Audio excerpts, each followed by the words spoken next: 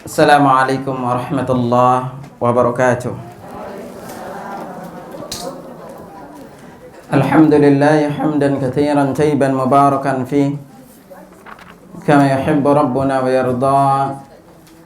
Asyhadu an la ilaha illallah wahdahu la syarika lah wa asyhadu anna Muhammadan abduhu wa rasuluhu la nabiyya ba'da. Allahumma salli ala Muhammad wa ala alihi wa ashabihi wa man tabi'ahum bi ihsanin ila yaumiddin, amma ba'd. Ibu rahimani rahimakumullah. Alhamdulillah, Allah senantiasa melimpahkan nikmat kesehatan kepada kita, meringankan langkah kaki kita menuntut ilmu. Semoga semua nikmat dan kemudahan yang Allah Subhanahu wa taala berikan kepada kita akan memperingan langkah kita menuju surga kelak di hari kiamat. Untuk pertemuan kali ini kita akan lanjutkan, yaitu kalau tidak salah kita akan mengupas duduk di antara dua sujud, terutama lafaz-lafaz doanya. Lalu kita akan lanjutkan nanti, terutama paling poin banyak itu adalah di tasyahud. Ya. Tasyahud sudah dikupas belum kemarin? Belum. Ya. Nah, karena itu di dalam duduk antara dua sujud kemarin sudah kita praktekkan. Coba dibuka, kita singgung sekali lagi untuk dalil-dalilnya, agar di dalam duduk antara dua sujud ini kita lebih bisa mencontoh Nabi Sallallahu Alaihi Wasallam. Ya. Buka di halaman 272. Ya. Nah, duduk di antara dua sujud termasuk di antara rukun salat.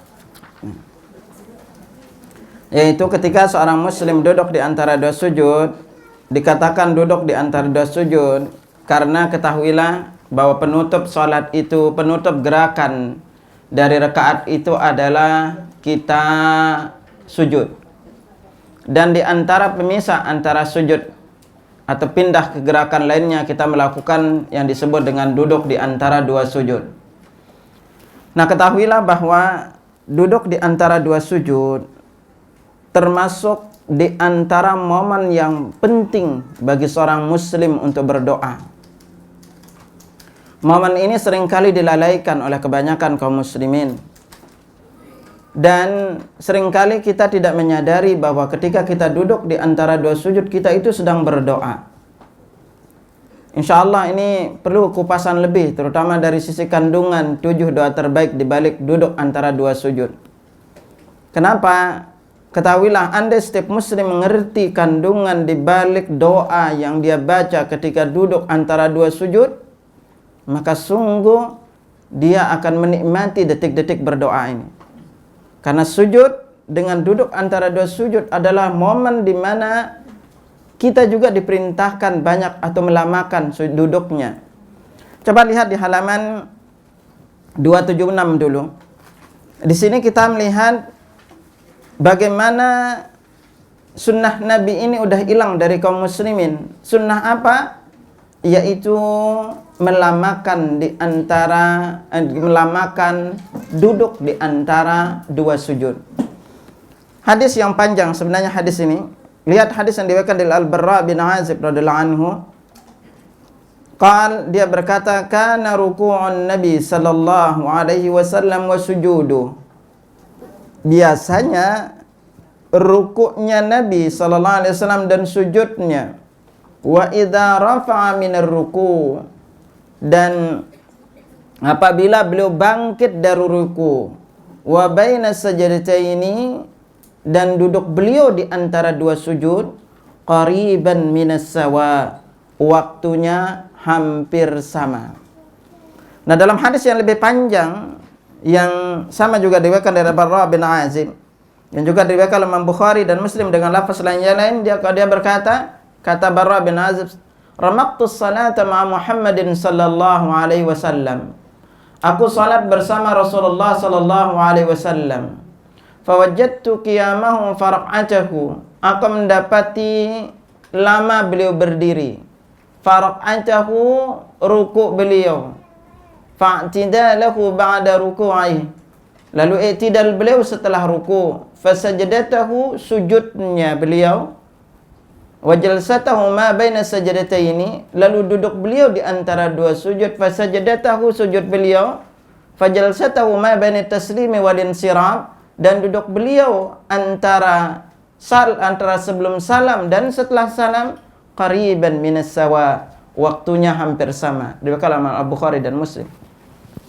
Nah, artinya di sini di antara sunnah Nabi yang udah hilang dari kaum muslimin adalah bahwa Nabi itu kalau berdiri, rukuk beliau, i'tidal beliau, lalu sujudnya, lalu duduknya antara dua sujud, sujudnya kembali, duduk beliau sebelum salam dan setelah salam, itu waktunya hampir sama.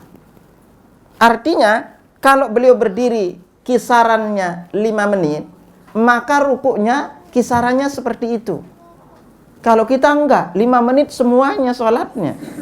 Gitu. Iya. Ini bedanya di kita. Nah, makanya apa? Lihat, kenapa Nabi sampai duduk antara dua sujudnya lama? Nah, yang beliau nikmati itu adalah berdoanya. Kalau kita lihat dalam lapas-lapas redaksi yang lain, ternyata doa duduk antara dua sujud itu adalah doa yang paling komplit untuk permintaan dunia dan akhirat. Ini yang sering kita nggak sadari. Sehingga ketika kita duduk antara dua sujud, hampir kita itu rata-rata bacanya berapa kali? Hanya sekali doang. Jarang kita ulang-ulang lebih. Dan memang kalau kita salat berjamaah sulit untuk mengulangnya lebih. Bahkan baca sekali aja udah imamnya ruku.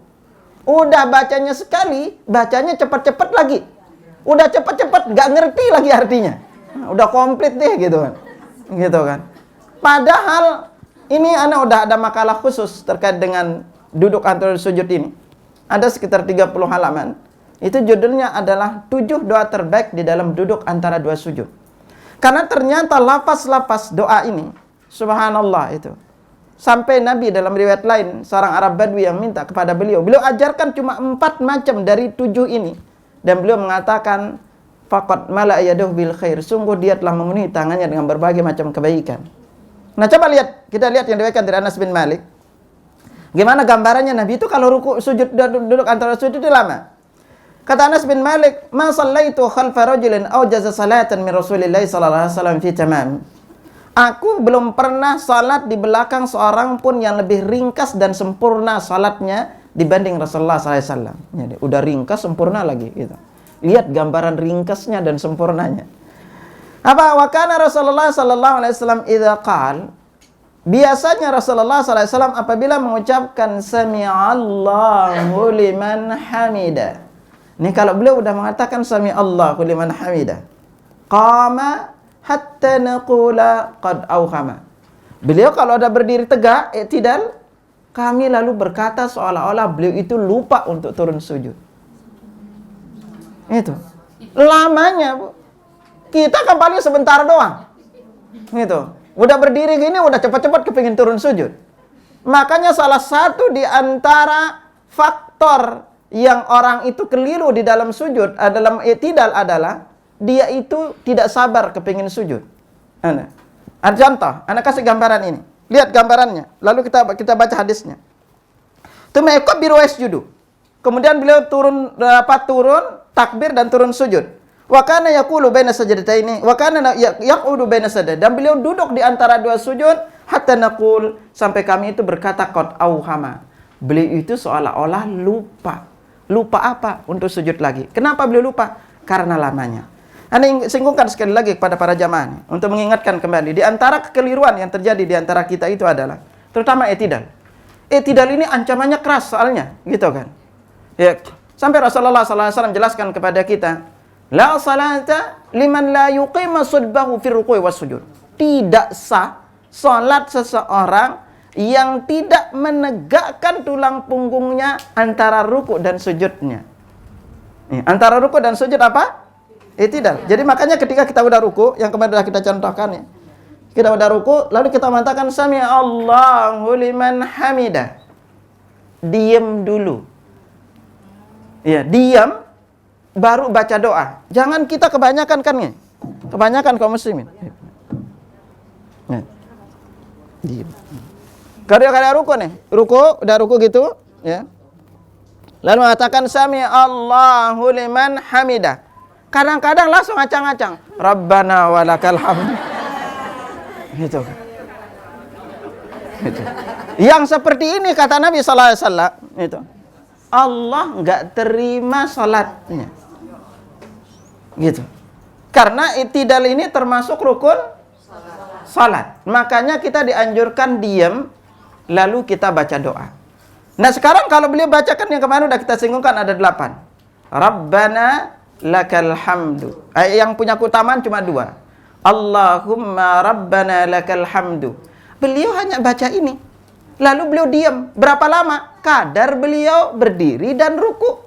Lalu berapa kali dibaca? Beliau ulang. Kita gitu. Ya kita kan cuma ulang sekali doang gitu.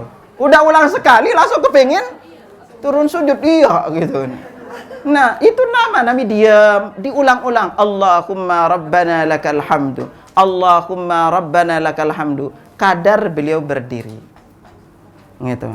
Nah, sekali-kali makanya Ibu coba hafal yang panjang, jangan yang pendek aja terus dihafal. Gitu. Nah, yang punya keutamaan ingat ada 2 kemarin. Allahumma rabbana lakal hamdu. Nah, kalau kita baca ini ketika kita berjamaah dan bersamaan bacaan kita dengan imam atau bersama dengan bacaan kita dengan malaikat yang ada di langit, dosa-dosa yang dulu diampuni. Aduh, enak loh. Makanya Ibu sekalian, di dalam salat itu banyak momen-momen di mana Allah ingin gugurkan dan hapus dosa kita. Dan kita yang Allah inginkan selesai kita salat itu dosa-dosa kita terhapus. Lalu seperti apa gambaran salat yang menghapus dosa? Ini juga perlu kita pelajari. Karena Nabi SAW pernah, sekali lagi, mungkin Anda belum pernah singgungkan ini. Ada hadis di dalam riwayat Bukhari dan Muslim yang disebut dengan hadis musi'us salah. Orang salatnya buruk. Jadi ada seorang sahabat ini masuk masjid. Nabi lagi duduk dengan sahabat salat. Lagi duduk. Lalu dia salat. Nabi perhatiin ternyata salatnya. Lalu salat. Selesai salat dia datang kepada Nabi mengucapkan salam. Nabi balas salamnya. Lalu Nabi katakan apa? Irji' fasalli fa innaka lam tusalli. Kembali salat, kamu itu belum salat. Dia balik lagi salat. Udah selesai salat kembali lagi seperti itu. Nabi tetap bilang irji' fasalli fa innaka lam tusalli. Kembali salat, kamu belum salat. Dia kembali salat. Di ketiga kali udah salat 3 kali datang lagi, Nabi tetap suruh dia balik salat. Akhirnya karena udah 3 kali lalu dia berkata, apa? Ini yang bisa aku lakukan, Rasulullah ajarkan kepadaku. Baru Nabi ajarkan tahapan-tahapan sholat yang benar. Makanya jangan sampai nanti kita udah merasa sholat sementara apa kita nggak ngerti. Nah ini jadi perhatikan banget terutama tumaknina. Karena tumaknina ini kunci salah satu rukun sholat. Perhatikan gerakannya. Nah Ibu kalau mau baca yang punya keutamaan doa i'tidal, Allahumma rabbana lakal hamdu. Yang ada yang punya keutamaan Rabbana walakal hamdu hamdan katsiran thayyiban mubarakan fi. Nah ini bisa kita baca atau kita tambahkan mubarakan alaihi kama yuhibbu rabbuna wa yarda. Nah juga sekali-kali Ibu apal yang agak panjangnya ya. Allahumma rabbana lakal hamdu mil'as samawati wa mil'al ardi wa ma bainahuma wa mil'a ma syi'ta min syai'in ba'du. Ahlat thana'i wal majdi ahaqqu ma qala al-'abdu wa kulluna laka 'abdun. Allahumma la mani'a lima a'taita wa la mu'tiya lima mana'ta wa la yanfa'u dzal jaddi minkal jaddu. Jangan bilang amin gitu. Ya, itu. Jadi ini bisa tinggal kita variasikan yang kita baca. Nah, jadi sekali lagi Nabi itu kalau duduk antara dua sujud lihat qad auhama, seolah-olah beliau udah lupa. Mengapa? Sangat penting untuk kita ketahui kandungan dan makna di balik bacaan duduk antara dua sujud. Dan ingat, di sini yang ada riwayatnya adalah doa duduk antara dua sujud itu ada 7 lafaz, bukan 8 lafaz. Ya, bukan 8 lafaz. Adapun ternyata lafaz wa'fu anni itu kita tidak dapatkan satupun lafaznya. Sebagaimana dijelaskan oleh Al-Hafiz Ibnu Hajar Al-Asqalani dalam Nataijul Alfar fi takhrij hadis Al-Adhkar. Nah, beliau jelaskan ternyata wa'fu anni ini tidak didapatkan lafaznya. Nah, makanya yang 8 ini yang perlu kita ketahui. Anda singgungkan dulu mumpung masih berdiri nih. Lafaz-lafaz doanya. Biasanya papannya ada di sini. Ada sih papannya. Iya. Itu. Ya. Udah mojok. Nah, udah sekarang kita perhatikan ya. Anda singgungan di sini aja. Nah, 7 doa duduk antara 2 sujud ini perlu sekali-kali kuncinya 1. Ketika membacanya itu bacanya pelan. Yang kedua, bacanya itu perlu untuk ngerti artinya. Karena di sini kita sedang berdoa. Sadari sedang berdoa. Gitu. Makanya dikatakan doa duduk antara 2 sujud. Nah, dengan kita sadari kita berdoa, maka di antara poin penting berdoa adalah kita juga harus ngerti doanya. Gitu. Mari kita coba baca ya. Itu agar kita ngerti secara lafaz-lafaznya. Ya. Anda bacakan dulu. Nanti baru kita singgung bagaimana tata cara duduk antara 2 sujudnya, biar benar juga. Kita lihat. Boleh di depannya itu Allahumma dan boleh pakai Rabbi. Karena dalam riwayat lain-lain, jadi doa duduk antara 2 sujud ini diriwayatkan oleh di antaranya Abu Dawud, lalu At-Tirmizi, Ibnu Majah, lalu Imam Ahmad, juga Al-Baihaqi, lalu Al-Hakim. Nah, ini yang akan kita pakai adalah lafaz dari Imam Al-Hakim dan ditambahkan dengan lafaz Abu Dawud. Dan di antara lafaz-lafaz ini ada yang lafaznya 5, ada yang lafaznya itu 6. Nah, ini kita gabungkan antara lafaz Al-Hakim lalu ditambahkan dengan kalimat wa'afini dengan lafaz dari Abu Dawud. Coba kita baca serentak ya. Ikuti. Ya. Ikuti, boleh pakai depannya Allahumma atau Rabbi.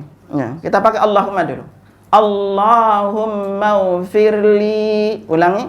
Allahumma ufirli. Warhamni. Wajburni. Warfa'ni. Wahdini. Wa'afini. Warzuqni. Nah, ibu bacanya gini apa cepat-cepat? Cepat. Robek pilih warhamni. Gitu. Nah, itu coba nikmatin. Lihat, kuncinya perhatikan di kalimat li dan yang lainnya itu dia-nya ini. Ya ini disebut dengan ya unisbah. Jadi kalau kita mengatakan Rabbighfirli atau Allah maghfirli cepat gitu, ya Allah ampuni. Jadi nggak ada yang diampuni. Jadi ketika kita mengatakan Rabbighfirli, li-nya dipanjangkan, baru artinya ya Allah ampuni aku. Itu. Ya. Jadi kalau dia bilang Rabbighfirli warhamni wajburni, enggak. Gitu. Makanya pelan-pelan. Ya. Li-nya diperhatikan juga di kalimat ni, itu diperhatikan juga. Kita baca pelan. Nah, ini yang kita pakai ini sekali lagi lafaz diriwayatkan oleh Al-Hakim, lafaz Al-Hakim dan ditambahkan dengan riwayat dari Abu Daud. Kalimat wa'afini itu adalah tambahan dari riwayat Abu Daud rahimahullah. Nah, jadi ini doa pertama. Jadi doa ini bisa diulang-ulang terus. Ya, bisa tidak hanya kita baca sekali. Kebanyakan kita membacanya hanya sekali saja. Dan perlu silahkan kalau mau diulang-ulang juga silahkan. Nah, ini lafaz yang pertama. Nah, lafaz yang kedua, tadi yang diriwayatkan dari Ibnu Abbas ya. Lafaz yang kedua yang diriwayatkan dari Hudzaifah ibn al-Yaman, dia berkata adalah Rasulullah SAW ketika duduk di antara 2 sujud, ini lihat, adalah seperti lama beliau sujud. Jadi kalau beliau sujud juga lama. Duduk antara sujudnya juga lama. Nah, lalu beliau membaca, ini lafaz yang kedua kita membaca Rabbighfirli, Rabbighfirli. Nah, ini yang bisa kita baca. Coba ulangi. Rabbighfirli, Rabbighfirli. Nah, ini bisa diulang-ulang terus. Apa yang panjang, apa yang pendek? Pendek. Gayanya diulang-ulang, jangan satu doang. Kalau yang pendek aja ini. Gitu. Dan ini diulang-ulang terus. Silakan dipilih. Dan perhatikan juga susunan lafaznya. Jangan ngacak-ngacak lafaznya. Ya, berarti kita membuat gaya doa sendiri jadinya. Karena ini dari Nabi seperti itu lafaznya. Gitu. Kalau kemungkinan di antara ibu-ibu yang selama ini berbeda lafaznya, yang selama ini dibaca Rabbighfirli warhamni wajburni warfa'ni wahdini wa'afini wa'fu anni. Nah, ini perlu sekali lagi perbaiki lafaznya ini. Jadi lafaznya perhatikan ini urutannya. Rabbighfirli warhamni wajburni warfa'ni wahdini, bukan wahdini, wahdini.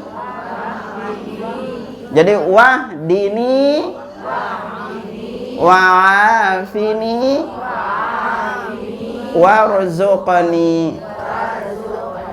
Nah, di dalam lafaznya, kalau dikupas satu persatu lafaznya, itu nanti Ibu bisa lihat di dalam materi yang lain, itu kita kupas satu persatu lafaznya.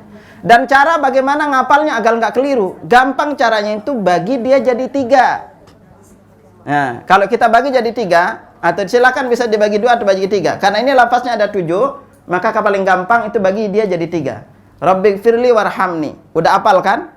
Nah, tinggal tambah wajiburni warfa'ni. Ini lafaz kedua. Ingat, wajiburni warfa'ni, ini lafaz kedua. Lalu lafaz ketiganya wahdini wa'afini warzuqni. Jadi tidak nanti muter-muter ke sana kemari lafaznya. Nah, ini untuk lafaznya. Nah, sekarang Anda singgungkan kembali lagi terkait dengan tata cara duduk antara 2 sujud. Nah, tata cara kita duduk antara 2 sujud itu ada 2. Yang pertama yang disebut dengan iftirash. Nah, di dalam salat itu ada 3 tata cara duduk. Yang pertama disebut dengan iftirash, yang kedua disebut dengan tawarruk, dan yang ketiga disebut dengan iq'a. Nah, iftirash dengan iq'a itu bisa dilakukan ketika kita duduk antara 2 sujud. Jadi ketika kita duduk antara 2 sujud. Nah, sementara tawarruk itu dilakukan di sujud duduk terakhir. Nah, kalau iq'a itu hanya boleh duduk antara 2 sujud dan tidak boleh di tasyahud akhir. Nah, adapun duduk antara iftirash, lihat dalilnya. Bagaimana diriwayatkan dari Ibnu Umar radhiyallahu anhu, min sunnatis salat, di antara sunnah salat itu adalah antansibal qadamul yumna wastiqbaluhu bi asabihal qiblah wal julusu 'alal yusra. Jadi di antara termasuk sunnah dalam salat adalah engkau menegakkan kaki kanan lalu menghadapkannya beserta jari-jarinya ke kiblat dan duduk di atas telapak kaki kiri. Ini yang diriwayatkan oleh An-Nasa'i. Nah, jadi dalam hadis lain juga dijelaskan wa kana Rasulullah sallallahu alaihi wasallam yafrishu rijlahu al-yusra wa yansibu rijlahu al-yumna. Rasulullah sallallahu alaihi wasallam itu membentangkan telapak kaki kirinya dan menegakkan telapak kaki kanannya. Nah, di dalam duduk antara 2 sujud ini, terutama yang paling sering terjadi kekeliruan. Nah, Anda singgungkan sekali lagi pola-pola yang keliru di dalam duduk antara 2 sujud, agar ini menjadi pengetahuan bagi kita, karena kekeliruan ini seringkali kita diajarkan kelirunya itu dari dulu, dari kecil. Nah, sehingga kekeliruan ini terus berlanjut yang menyebabkan kita itu seolah-olah tidak ngerti salat itu yang benar. Nah, jadi sekali lagi kalau kita duduk antara 2 sujud, ini posisi kaki kita.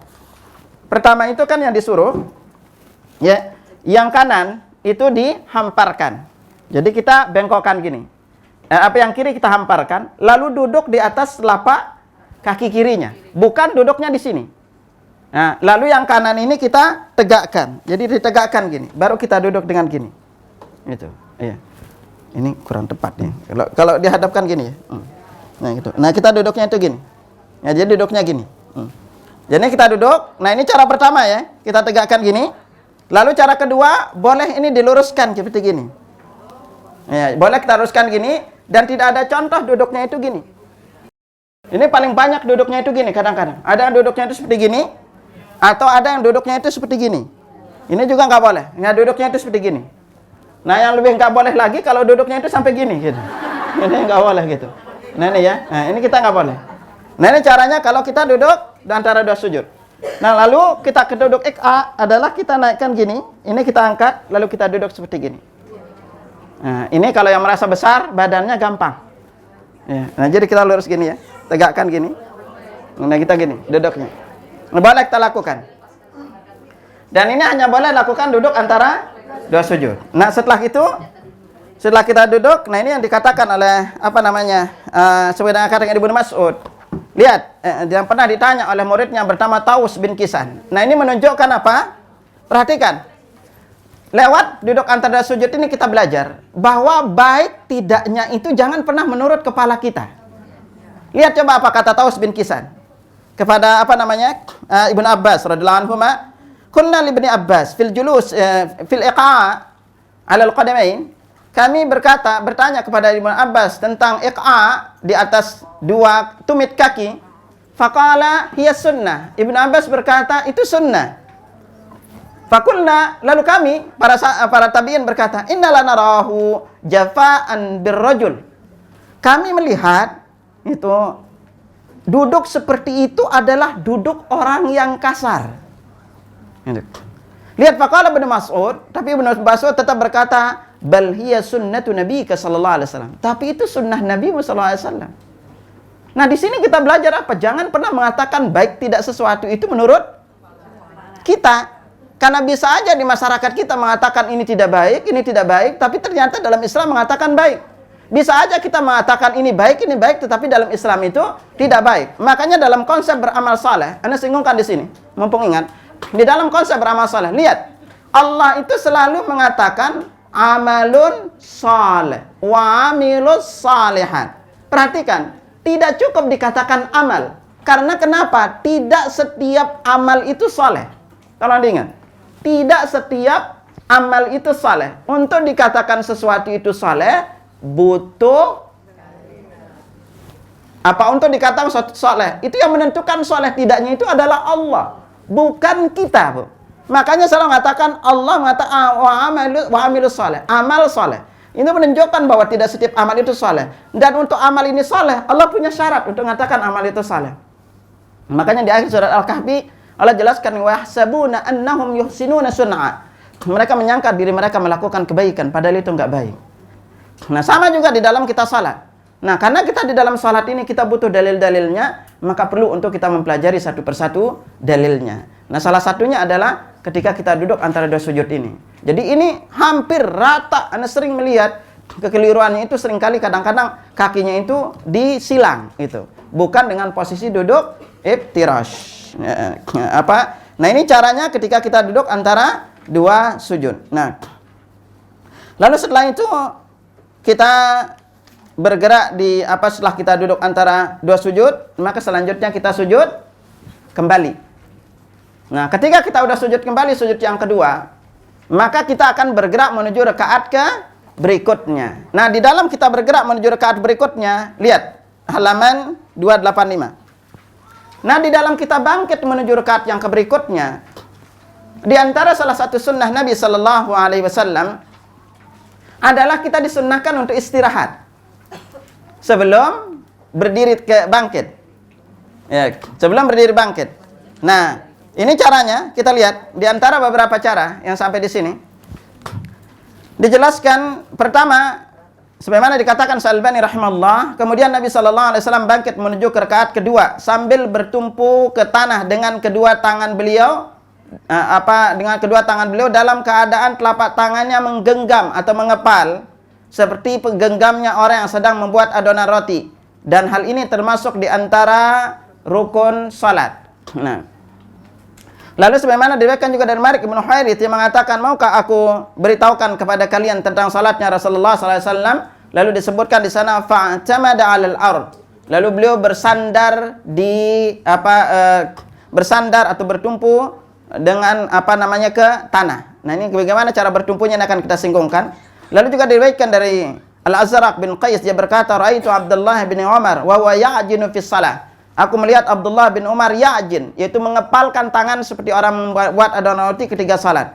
Ya'tamidu 'ala yadayhi idza qam. Lalu beliau bersandar dengan kedua tangannya ketika dia berdiri ke rakaat berikutnya. Faqulna lahu, lalu kami berkata, ma hadza ya Aba Abdurrahman? Perbuatan apa ini wahai Abdurrahman? Qala ra'aitu Rasulullah sallallahu alaihi wasallam ya'jinu fi salati ya'ni ya'tamid. Aku melihat Rasulullah sallallahu alaihi wasallam mengepalkan tangannya ketika salat dan beliau bersandar dengan kedua tangan tersebut. Nah, ini sebelumnya ikhwatal iman rahimakumullah, yang belum Anda singgungkan adalah di manakah posisi tangan kita ketika kita duduk antara dua sujud. Iya. Nah, itu. Nah, posisinya seperti apa? Nah, ini sebenarnya nanti posisinya akan kita singgung itu ketika kita ngucap di tasyahud awal ya. Itu. Tapi gambarannya ketika kita duduk antara sujud, sebelum kita singgung posisi tangannya. Jadi posisi tangan kita ketika kita duduk antara sujud. Pertama, posisinya itu adalah ada 3 cara. Yang satu itu adalah posisi tangan ini kita letakkan pertama di tangan kanan, kita letakkan di paha kanan. yang kedua tangan kiri kita letakkan di paha kiri. Jadi posisinya seperti gini. Ini cara pertama, ya.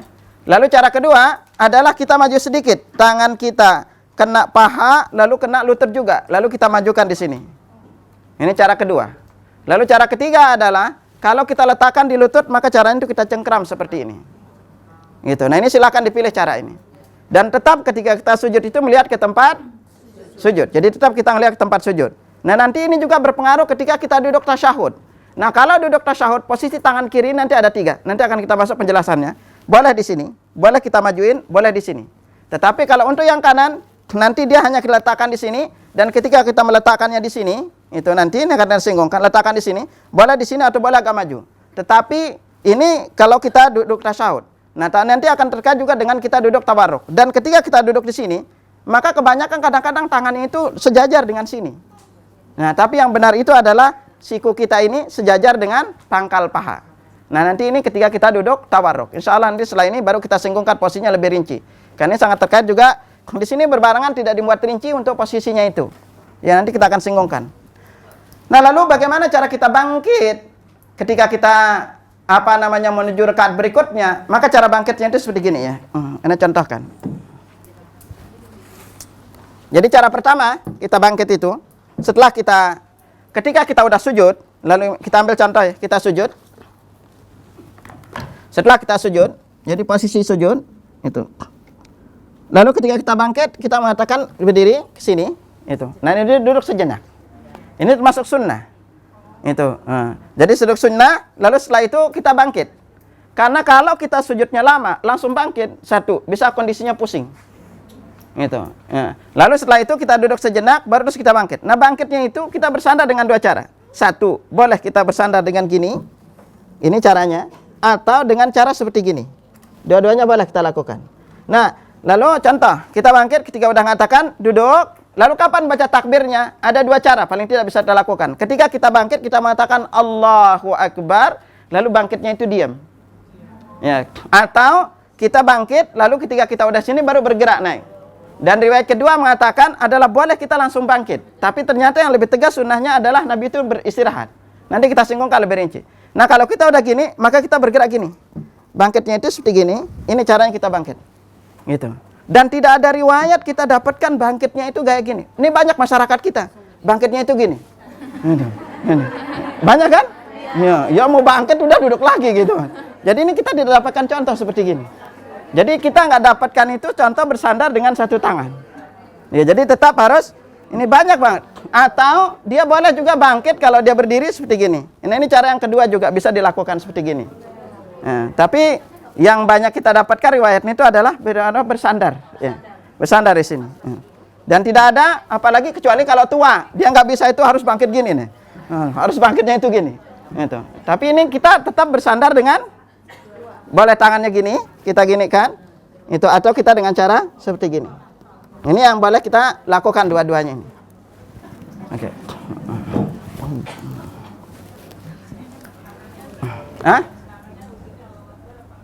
Nah, ketika kita bangkit menuju rakaat rakaat kedua, menuju rakaat ketiga, apakah kita ngangkat tangan? Maka pertama, ngangkat tangan itu yang paling banyak diamalkan itu ada di 4 tempat.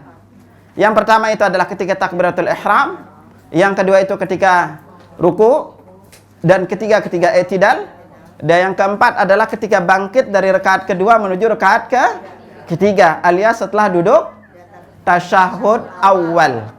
Nah, adapun dalam riwayat lain juga dijelaskan bahwa Nabi itu pernah ngangkat tangan setiap kali bangkit dari sujud. Nah, ini riwayat memang yang agak jarang diamalkan. Nanti insyaallah kita akan singgung di berikutnya. Nah, lalu setelah kita bangkit menuju ke rakaat berikutnya, kita mengatakan Allahu Akbar. Nah, lalu setelah itu gerakan salat itu adalah sama selanjutnya. Nah, gerakan salat itu sekali lagi sama di rakaat pertama, kedua, yaitu ketika bangkit kita sudah membaca Al-Fatihah, lalu kita membaca surat. Apakah kita membaca A'udzubillahi minasyaitonirrajim setiap rakaatnya? Maka di sini ada 2 pendapat. Pendapat yang paling banyak itu adalah cukup dengan sekali. Syekh Albani rahimahullah dan Imam An-Nawawi juga berpendapat maka membaca isti'adzah itu setiap rakaat. Ya, dan itu termasuk berpendapat membaca isti'adzah itu di setiap rakaat membacanya. Nah, jadi rakaat pertama pokoknya setiap membaca Al-Fatihah dia membaca isti'adzah. Tapi pendapat yang lain mengatakan cukup sekali karena salat itu adalah satu rangkaian. Gitu. Nah, ini yang kita baca. Nah, selanjutnya mari kita lihat di tasyahud. Tasyahud ini, tasyahud awal termasuk apa? Rukun apa wajib? Rukun apa wajib? Ini pada nggak tahu nih, hati-hati ini. Rukun apa wajib? Termasuk wajibatus shalah. Jadi kalau tasyahud awal itu kita lupa, maka contoh, ibu-ibu salat sedang lagi banyak masalah. Pas mau tasyahud awal, tahu-tahu langsung berdiri. Udah berdiri, baru ingat. Apa yang harus kita lakukan? Lanjutkan sholat, apa turun tasyahud? Lanjut apa turun tasyahud? Nah, ini yang perlu diingat ya. Ini juga kadang-kadang di antara makmum yang nggak ngerti. Jadi sunnahnya, ini nanti bab di sujud sahwi, itu pembahasannya.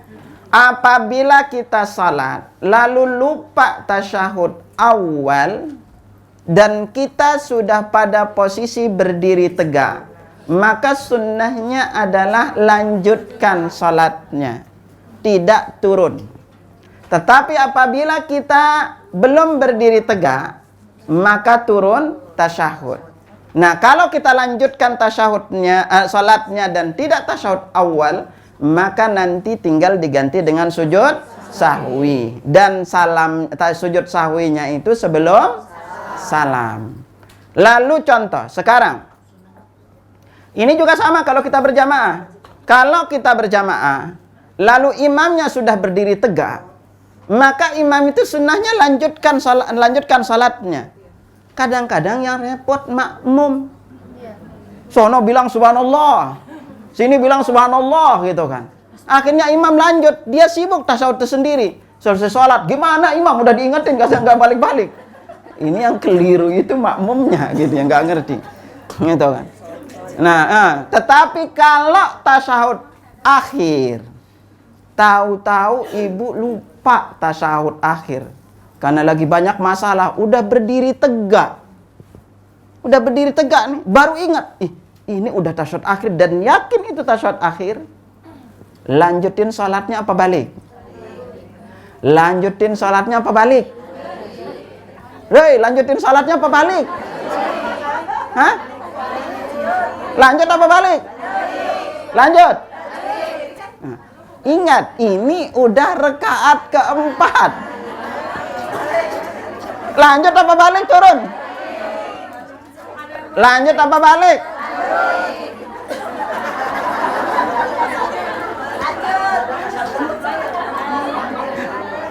Ingat, ini udah berapa rakaat? Udah 4. Tahu-tahu ibu berdiri. Udah berdiri baru ingat. Waduh, ini udah 4 rakaat. Lanjut apa turun? Kalau sampai ibu-ibu lanjut, maka sholatnya batal.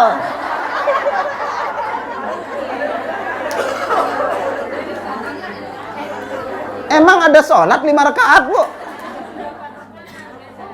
Kan ibu udah 4 rakaat. Ini hati-hati nih lanjutin sholat gitu. Ya sholat apa 5 rakaat? Gitu. Maka kondisi ini harus langsung turun. Jadi kita langsung turun, tasyahud langsung. Ini tasyahud akhir. Nah, kalau ini nggak boleh dilanjutin ini harus turun tasyahud dan nanti tinggal diganti dengan sujud sahwi. Lalu contoh lagi. Ini, ibu lagi jamaah. Udah masbuk, ikut salam sama imam. Assalamualaikum warahmatullah. Assalamualaikum warahmatullah. Udah lagi asik zikir, ketemu sama teman sebelah ngobrol lagi gitu kan. Sama teman sebelah. Pas sholat sunnah baru ingat sholatnya kurang.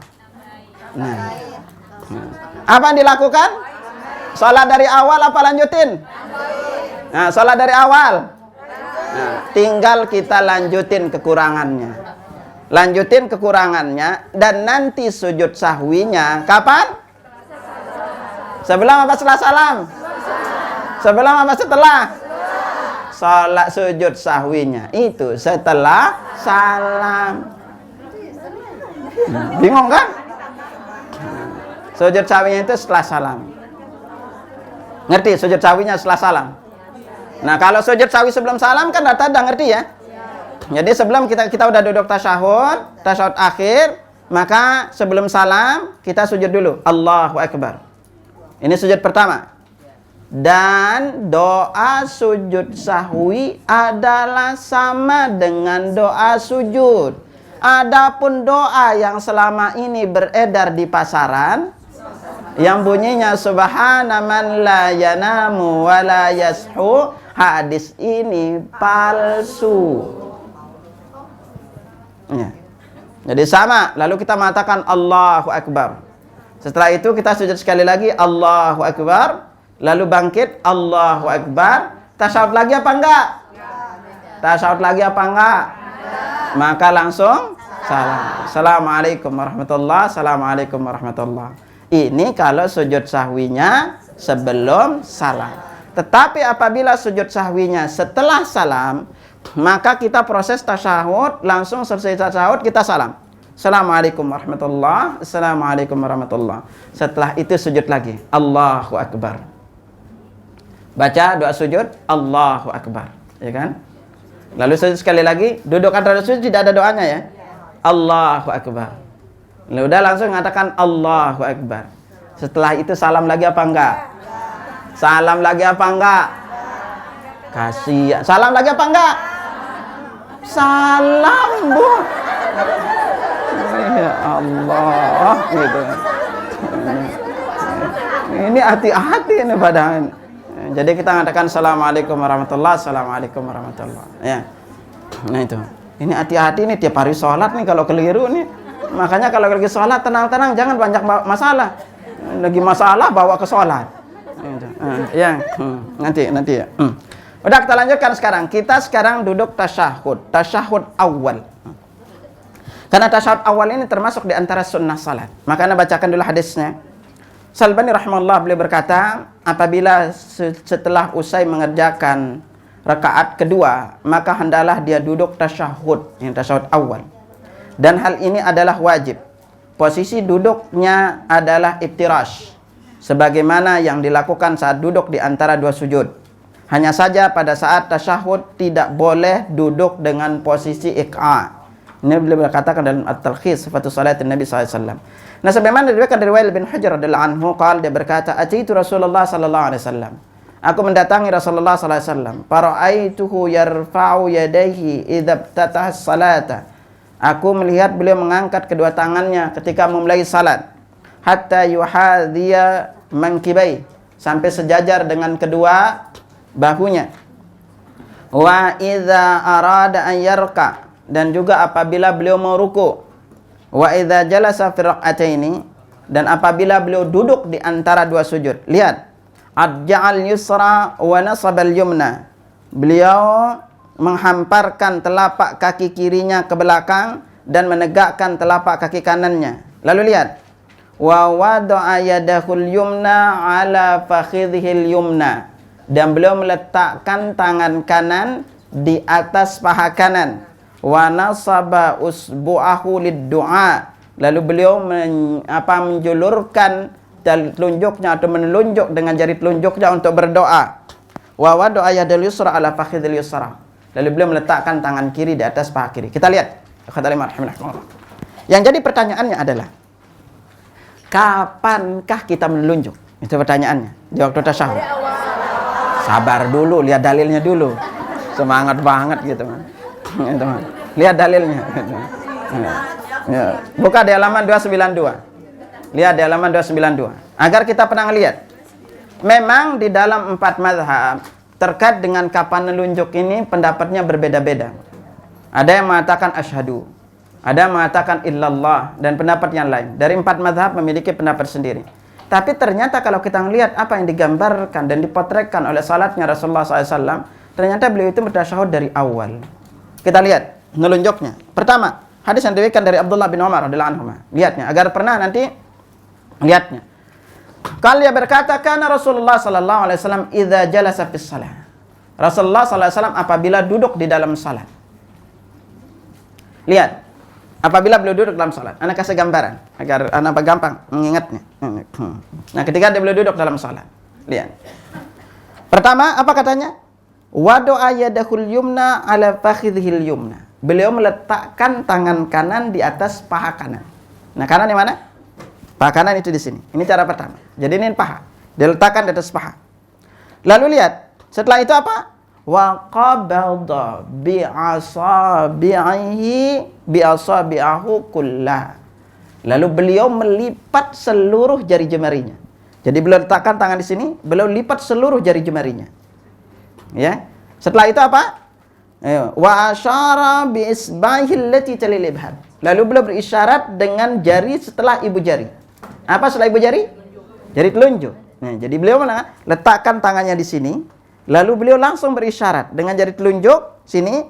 Lalu lihat, wa wada'a kaffahul yusra ala fakhidil yusra. Lalu beliau meletakkan telapak tangannya yang kiri di atas paha yang kiri. Jadi tadi beliau cara pertama sekali lagi nih ya. Beliau ketika tasyahud, beliau meletakkan tangan kanan, telapak tangan yang kanan di atas paha yang kanan. Lalu selanjutnya beliau genggam seluruhnya, baru beliau ini letakkan di sini. Itu. Ya, jadi ini diletakkan di sini. Kita sholatnya tegak. Nah, jadi di sini apa? Kita lihat. Ini Nabi itu langsung nelunjuk. Nah, tidak kita dapatkan mengatakan asyhadu baru nelunjuk. Nah, riwayat kedua coba kita lihat. Juga diriwayatkan dari Abdullah bin Umar. Anna Rasulullah sallallahu alaihi wasallam kana idza qa'ada fi tasyahhud. Ini lebih jelas. Biasanya Rasulullah sallallahu alaihi wasallam apabila duduk ketika tasyahhud, wada'a yadahul yusra ala rukbatihil yusra. Lihat. Tadi letakannya di mana? Paha kan? Itu. Paha yang kanan. Telapak tangan kanan diletakkan di paha yang kanan, lalu yang kiri diletakkan di paha yang kiri. Nah, sekarang lihat yang kedua. Wa wada'a yadahul yusra ala rukbatihil yusra. Beliau meletakkan tangan kirinya di atas lutut yang kiri. Jadi lutut kita masuk di sini. Kita meletakkannya di sini. Udah? Lalu selanjutnya apa? Wa wada'a yadahul yumna ala rukbatihil yumna. Lalu beliau meletakkan yang kanan ini di atas lutut yang kanan. Lalu setelah itu apa yang terjadi? Lihat selanjutnya. Wa aqada tanatan wa khamsi. Lalu beliau aqada itu melipat, membentuk angka 5, 3 dan 5. 3 caranya itu gini. Ini 3, ini 5. Wa asyara bis sababa. Dan beliau berisyarat dengan jari telunjuk. Jadi di sini kalau tadi diletakkan di sini, kanan diletakkan di sini, lalu belum lipat seluruhnya, baru ini di sini. Nah, sekarang yang kedua, beliau meletakkan tangan kiri itu di lutut, lalu baru beliau meletakkan yang ini di depan, lalu baru beliau yang bentuk angka 5 dan 3. Ya, jadi 5 dan 3 gini modelnya. Kalau tadi kan digenggam seluruhnya. Ya. Nah, ini dua caranya. Jadi boleh dengan cara seperti gini, boleh juga dengan cara kita genggam seluruhnya. Jadi cara kedua, hanya dua cara, kita genggam gini seluruhnya, atau kita membentuk seperti gini. Gitu. Ini silakan. Nah, lalu setelah itu apa? Dalam riwayat lain, yang lebih tegas juga yang diriwayatkan dari Ibnu Zubair, Abdullah bin Zubair, karena Rasulullah SAW idza qada yad'u. Biasanya Rasulullah SAW apabila duduk berdoa. Wa doa yadahul yumna ala fakhidil yumna wa yadahul yusra ala fakhidil yusra. Beliau meletakkan tangan kanan di atas paha kanan dan tangan kiri di atas paha kiri. Wa asyara bi isbahi sababah. Beliau berisyarat dengan dengan jari telunjuknya. Lalu lihat hadis yang atas nomor 293. Wa wada'a ibhamahu ala isba'ihil wusta. Lalu beliau meletakkan ibu jarinya di ujung jari tengahnya. Nah, ini sama dengan cara yang tadi ya. Lalu selanjutnya Wa yulqimu kafal yusra rukbatahu. Lalu jari atau tangan kirinya itu mencengkram lututnya yang kiri. Jadi gini, perhatikan. Untuk posisi tangan kiri itu 3 cara. 1, kita letakkan di atas paha kiri. 2, kita letakkan di atas lutut. 3, dengan posisi mencengkram. Silakan dipilih ini. Ini untuk ketika kita duduk tasyahud. Adapun kalau untuk tangan kanan kita, posisinya 1, diletakkan di atas paha kanan. Kalau duduk tasyahudnya, baru kita berisyarat seperti gini. Ya. Lalu yang kedua, kita letakkan di depan lutut. Lalu baru kita membentuk angka 5 dan 3. Gitu.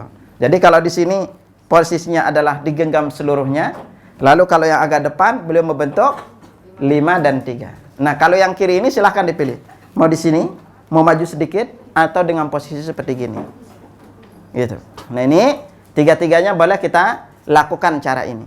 Nah, ini terkait dengan apa? Posisi duduk tasyahud awalnya. Dan sekali lagi riwayat-riwayat yang sampai kepada kita, beliau itu menunjuk itu langsung. Ya, ini riwayatnya, jadi langsung, tidak mengatakan di kalimat asyhadu. Memang di antara pendapat ini banyak, di antara 4 mazhab itu berbeda pendapat terkait dengan kapan lunjuknya. Tapi kalau kita lihat dari hadisnya langsung, maka Nabi langsung mengatakan menelunjuk. Nah, lalu di antara sunnah selanjutnya adalah bahwa Nabi juga menggerakkan tangannya sambil berdoa. Ya, jadi ketika kita duduk tasyahud, ini kalau ini posisi tasyahud akhir, nah lihat riwayatnya di sini, kita perhatikan. Tsumma qa'ada faftarasha rijal yusra. Kemudian beliau duduk iftirash di atas kaki kirinya. Wa wada'a kafahul yusra ala fakhidhihi wa rukbatil yusra. Nah, ini yang kedua tadi ya, yang Anda singgungkan. Lalu beliau meletakkan tangan kirinya di atas paha dan lutut kiri. Perhatikan. Jadi kan kita singgung yang paha plus lutut. Jadi paha kena, lutut kena. Kalau tadi kan caranya itu paha aja. Yang kedua sekarang paha dan lutut. Berarti kita maju sedikit. Yang ini ya. Nah, baru tadi yang 3 itu mencengkram. Itu silakan diingat caranya. Nah, lalu setelah itu makanya disebut di sini kan yang kiri. Lalu nih poin pentingnya adalah waja'ala haddil mirfaqaihil ayman ala fakhidhil ayman. Lalu beliau menjadikan pangkal sikunya sejajar dengan pangkal paha kanan. Nah, makanya nanti ketika kita duduk, kalau kita duduk seperti gini, terutama yang sering terjadi keliruannya adalah ketika duduk tasyahud akhir. Itu seringkali ibu-ibu kalau duduk tasyahud akhir, itu gaya tangannya itu naruh ke sini, Bu. Gaya mirip. Gitu. Enggak usah apa. Itu. Tahu gayanya itu menyamping gini miripnya. Itu jadi kalau sholat itu kita posisi tegak. Jadi jadikan ini ke sini pangkalnya. Kita letakkan di sini. Ini mak-mak gitu kan sholatnya. Nah, ini lalu ini ya. Nah, ini untuk posisi duduk kita. Lalu selanjutnya apa? Tsumma qabada tintaini min asabihi. Kemudian beliau menggabungkan 2 jarinya. Jadi digabungkan kedua jarinya, lalu apa? Wa halqa halqatan.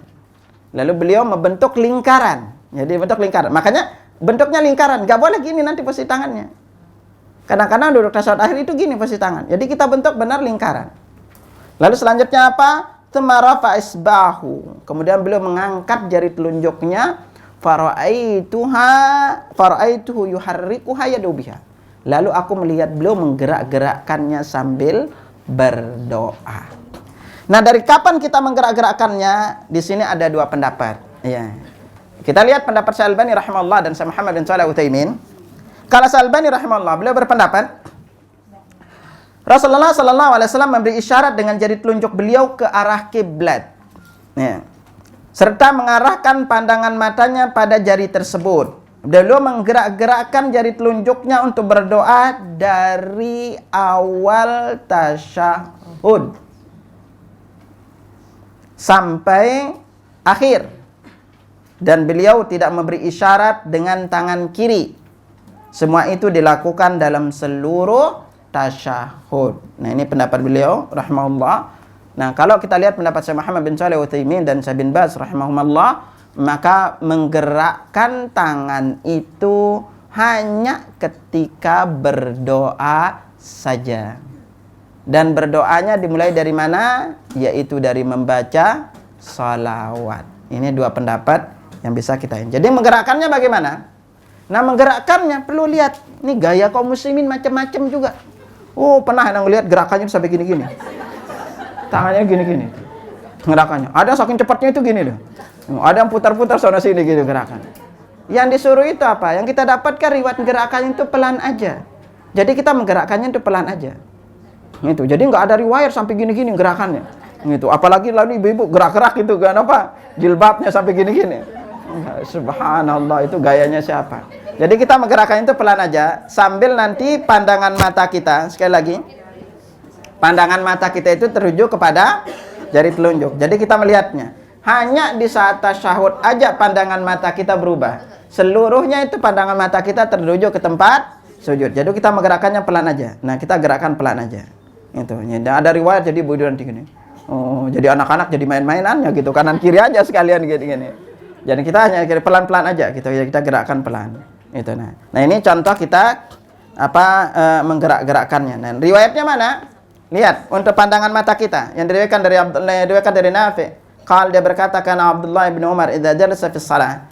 Abdullah bin Umar jika duduk di dalam salat wada'a yadahu ala yadayhi ala rukbatayhi. Lalu beliau meletakkan kedua tangannya di atas kedua lututnya. Wa asyara bi isba'ihi. Lalu beliau berisyarat dengan jari telunjuknya wa atba'aha basarahu, dan beliau pandangan mata itu melihat ke jari telunjuknya. Bahkan riwayat dari Ibnu Umar, Nabi pernah bersabda, lahiya asyaddu 'ala syaitan minal hadid, yakni as-sabbabah, yaitu bagi syaitan telunjuk itu lebih keras dibanding besi. Nah, ini jadi riwayatnya itu. Bahkan riwayat lain dijelaskan itu dari Abdullah bin Umar juga, wa wada yadahul yumna 'ala fakhidil yumna, beliau meletakkan tangan kanan di atas paha kanan. Wa asyara bi usbahi allati talil ibham, lalu beliau berisyarat dengan jari setelah ibu jari. Fil qiblah, ke arah qiblah, warama bi basari ilaihi aw nahwiha, lalu beliau mengarahkan pandangannya kepadanya atau ke arahnya. Dan riwayat dari Abdullah bin Zubair, wa asyara bi usba'i sabbabah, lalu beliau berisyarat dengan jari telunjuk, la yujawizu basara wa isyaratahu, pandangan mata beliau itu tidak melewati isyarat jari telunjuknya. Karena itu Imam An-Nawawi rahimahullah beliau berkata, yang sesuai dengan sunnah ialah hendaklah pandangan mata tidak melewati isyarat jari telunjuknya, dan ia mengisyaratkan dengan mengarahkan ke arah kiblat. Ini beliau jelaskan dalam syarah Sahih Muslim di jilid kelima halaman 81. Nah, ini terkait dengan lafaz-lafaz tata cara kita duduk tasyahud. Nah, sekarang bagaimana lafaz-lafaz tasyahud awal? Ini akan kita singgung. Ya. Terutama hampir setelah banyak mengecek bacaan tasyahud, rata-rata sering terjadi kekeliruan di lafaz tasyahud ini. Coba kita lihat tasyahud yang sahih riwayatnya dari Nabi sallallahu alaihi wasallam kurang lebih ada 6. Buka di halaman 299. Nah, di antara para imam mazhab itu memilih satu-satu lafaz tasyahudnya. Ya, seperti apa Imam Syafi'i memilih tasyahudnya Ibnu Abbas. Lalu Imam Ahmad memilih tasyahud Ibnu Mas'ud. Sementara Imam Malik memilih tasyahudnya Umar bin Khattab. Nah, ini jadi wajar kalau selama ini kita diajarkan cuma satu aja lafaz tasyahud. Sementara kita dianjurkan itu membacanya variasi. Dan berdasarkan sepakatan ahli hadis itu adalah tasyahud yang paling sahih adalah tasyahudnya Ibnu Mas'ud. Nah, ini tasyahud Ibnu Mas'ud ini adalah tasyahud yang paling sahih. Nah, karena itu kita dulu singgung tasyahud yang paling sering dibaca. Nanti kita akan singgungkan tasyahudnya Ibnu Mas'ud. Mengapa? Ketahuilah bahwa seluruh lafaz tasyahud untuk yang tengahnya assalamu alayka dengan assalamu alayna, seluruh lafaznya sama. Yang berbeda itu adalah depan belakangnya. Yang berbeda. Nah, tasyahud ini tolong diperhatikan di lafaz-lafaznya. Karena agar jangan sampai kita keliru dalam bacanya. Mari kita mulai, coba lihat dulu halaman 301. Kita akan membaca dulu dari Ibnu Abbas, karena ini adalah tasyahud yang paling banyak dipakai di kita, terutama di Indonesia. Dan sekali lagi ini adalah mazhab dari Imam Syafi'i rahimahullah. Bacaan tasyahudnya yang diriwayatkan dari Ibnu Abbas radhiyallahu anhu, qala, dia berkata, adalah Rasulullah sallallahu alaihi wasallam mengajarkan kepada kami bacaan tasyahud seperti beliau mengajarkan kepada kami satu surat dari Al-Quran dan beliau membaca. Kita baca ya, perhatikan lafaz-lafaznya. Karena ini adalah bentuknya adalah kebanyakan jama'. Maka perhatikan lafaz-lafaznya. Itu. Pertama bunyinya adalah kita membaca At-tahiyyatul mubarakatus salawatut thayyibatu lillah. Coba ulangi. Ulangi, cukup. Ini udah bacaannya panjang pendeknya udah kabur nih. Perhatikan, hampir kekeliruan itu kebanyakan membaca at-tahiyyat. Ini keliru. Coba perhatikan, lihat lapasnya dulu. At-tahiyyatu. Ulangi. At-tahiyyatu. Pakai huruf H. At-tahiyyatu. Ulangi. At-tahiyyatu. Sekali lagi. At-tahiyyatu. Haknya itu at-tahiyyatu. At-tahiyyatu. Ini mulutnya jangan ke samping sini. Bukan kalau Indonesia ke sini. At-tahi, gede harga he. Hi, ini i. At-tahiyyatu. At-tahiyyatu. Coba kita lanjutkan. Lanjut. 1, 2, 3. At-tahiyyatul mubarakatus shalawatut thayyibatu lillah. Perhatikan di thayyibat. Ulangi. Dengarkan dulu. At-tahiyyatul mubarakatus salawatut thayyibatu lillah. Jadi perhatikan di sini, bukan thayyibat tapi thayyibatu lillah. Coba ulangi. Thayyibatu lillah. Jadi y-nya 2 ya. Bukan bang thayyib tapi thayyib. Ya nih. Thayyibatu lillah. Coba ulangi. Thayyibatu lillah. Coba ulangi dari depan. At-tahiyyatul mubarakatus shalawatut thayyibatu lillah. Udah mending ya. Ya, tapi ini nggak tahu kalau dicek satu-satu. Coba kita lanjutkan ya. Coba lanjutkan bacanya. 1, 2, 3. Dan lanjut. Lanjut. Assalamualaikum. 1, 2, 3. Assalamualaikum ayyuhan nabi warahmatullahi wabarakatuh. Ibu-ibu yang nggak punya buku, coba nyamping ke teman yang punya buku. Ya, lihat sebelahnya. Ini seringkali lapasnya. Perhatikan. Lapas-lapasnya itu kadang-kadang karena kita itu kebawa gaya TPA. Bacanya. Itu. Jadinya akhirnya semua yang panjang pendek-pendek dipanjangin. Nah, yang pendek pertama lihat. Kita baca, ikuti. Assalamualaikum. Assalamualaikum. Nah, di sini pendek, jangan mengatakan assalamualaikum ayyuhan. Oh, kepalanya goyang-goyang ini. Nah, perhatikan. Ini pendek-pendek nih. Ikuti assalamualaikum. Assalamualaikum. Ayyuhan nabiyyu. Ayyuhan nabiyyu. Nah, di sini pendek. Yang ini ayyuhan nabiyyu wa rahmana. Itu. Ya, ini perhatikan ini. Jadi ini pendek-pendek semua. Jadi ikut tak? Ayyuhan nabiyyu. Ulangi. Ayyuhan nabiyyu Wa rahmatullahi wa barakatuh. wa rahmatullahi wa barakatuh. Coba ulangi. Assalamualaikum. 1, 2, 3. Assalamu alayka ayyuhan nabiyyu wa rahmatullahi wa barakatuh. Masih banyak yang panjang junya. Ulangi coba. Assalamualaikum. 1, 2, 3.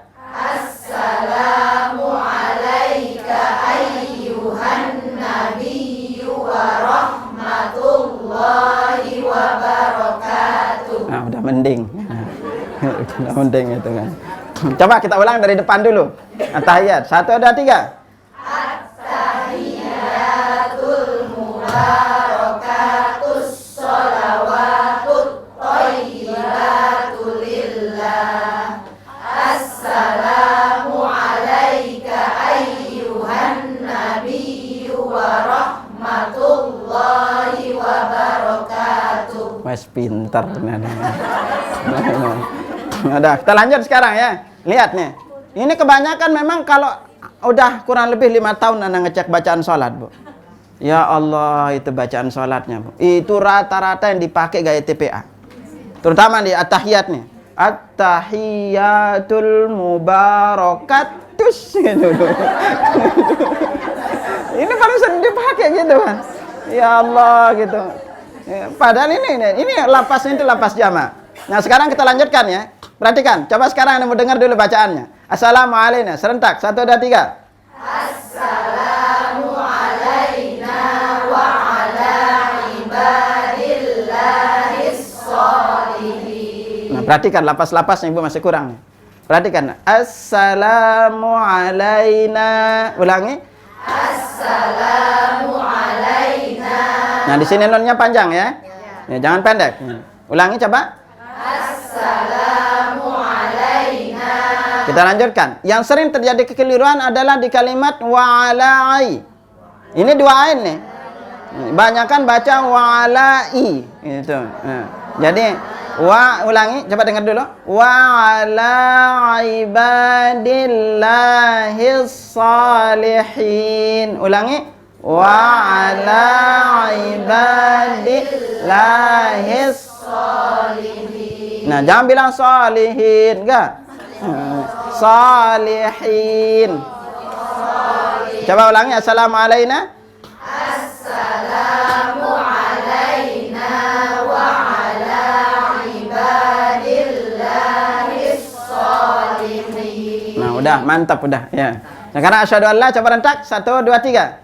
Asyhadu an la ilaha illallah wa asyhadu anna Muhammadar Rasulullah. Nah, perhatikan di sini masih sering terjadi keliruan di kalimat anna. Coba kita ulangi ya. Asyhadu an la ilaha illallah. Ulangi. Asyhadu an la ilaha illallah. Nah, poin yang perlu ibu-ibu perhatikan adalah di annanya. Ingat, annanya itu pendek. Jangan sampai nunnya dipanjangkan. Kalau kita mengatakan wa asyhadu anna dengan nun pendek, artinya aku bersaksi bahwasanya Muhammad adalah hamba dan rasulnya. Tapi kalau nunnya sampai kita panjangkan, aku bersaksi bahwasanya kami dan Muhammad Rasulullah dan hambanya. Karena anna atau inna itu artinya sungguhnya kami. Ya, kita lanjutkan. Wa asyhadu anna Muhammadar Rasulullah. Ulangi. Wa asyhadu anna Muhammadar Rasulullah. Coba kita mulai dari awal. 1, 2, 3. At-tahiyatul mubarakatus sholawatut thayyibatul lillah. Assalamu alayka ayyuhan nabiyyu wa rahmatullahi wa barakatuh. Assalamu alayna wa ala ibadillahis sholihin. Asyhadu an la ilaha illallah wa ashhadu anna Muhammadar Rasulullah. Mas, mantap, Bu. Tapi saya nggak yakin ibu baca gini pas sholat. Gitu. Ya, itu. Ya. Bukan, Bu. Rata-rata ibu baca nggak pelan gini kan? Iya, gitu. Itu rata-rata baca itu cepat aja gitu. Gitu baca. Itu jarang kita nikmati, Bu. Coba sekarang, poin penting yang harus selalu ibu ingat. Di kalimat ketika kita membaca doa atau tasyahud ini. Coba mari lihat riwayat dari ini. Lihat riwayat dari Ibnu Abbas ya. Ibnu Abbas. Coba buka yang tasyahudnya Ibnu Abbas. 299. Lihat artinya di sini. Karena yang ada hanya di Ibnu Abbas. Setelah kita membaca wa asyhadu anna assalamu alayka ayyuhan nabiyyu wa rahmatullahi wa barakatuh. Di sini saya ternyata enggak ada lafaznya ya. Dalam riwayat Ibnu Abbas radhiyallahu anhu dijelaskan di sini.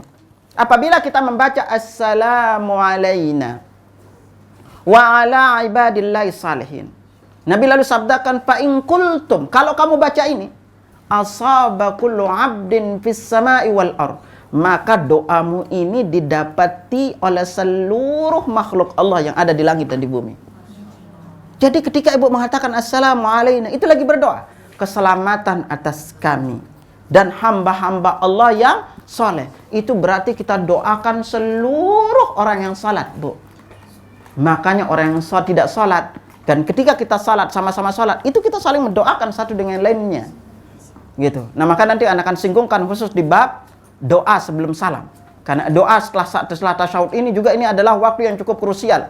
Nanti kita akan bagikan makalah secara khusus untuk kita nambahkan. Karena di sini banyak lafaz-lafaznya yang ada berapa lafaz yang tidak terdapat. Kuncinya adalah ketika kita membaca tasyahud, itu kita saling mendoakan satu dengan lainnya. Makanya disinilah bacanya itu pelan. Jangan suka baca at-tahiyatul mubarakatuh shalawatu thayyibatul. Oh, nyerocos saja baca gini. Bacain itu nikmati pelan. Kita bacanya, kita berselawat kepada Nabi, kita bersaksi di sini. Nah, ini yang perlu kita ingat ketika kita baca tasyahud. Karena itulah setelah kita membaca tasyahud, maka kita lalu boleh berdoa. Bentar, Anda lihatin dulu di tasyahud akhir agar ibu-ibu pernah melihat dalil ini. Mana tasyahud akhirnya?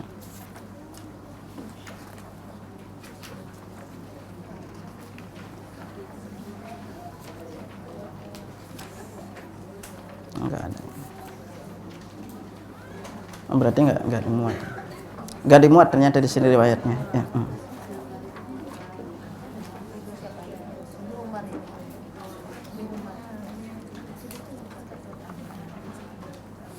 Insya Allah nanti ketika kita masuk di tasyahud akhir akan singgung lebih rinci ya.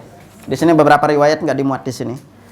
Nah, kuncinya adalah itu dari tasyahudnya Ibnu Abbas. Dan inilah yang dipakai di Indonesia.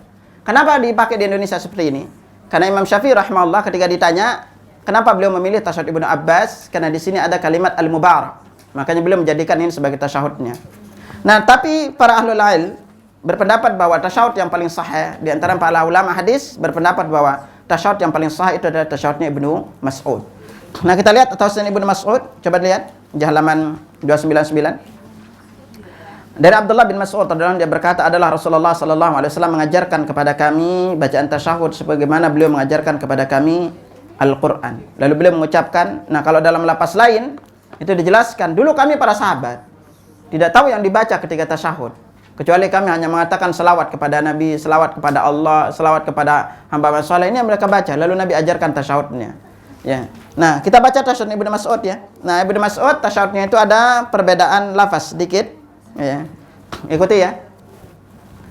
At-tahiyyatu lillah. Ulangi. At-tahiyyatu lillah. Was-salawatu wat-thayyibat. Was-salawatu wat-thayyibat. Coba ulangi. At-tahiyyat. At-tahiyyatu lillah. Was-salawatu wat-thayyibat. Was-salawatu wat-thayyibat. Ulangi. Was-salawatu wat-thayyibat. Coba lanjutkan. Assalamualaikum dengan salam alaina. 1, 2, 3. Assalamualaikum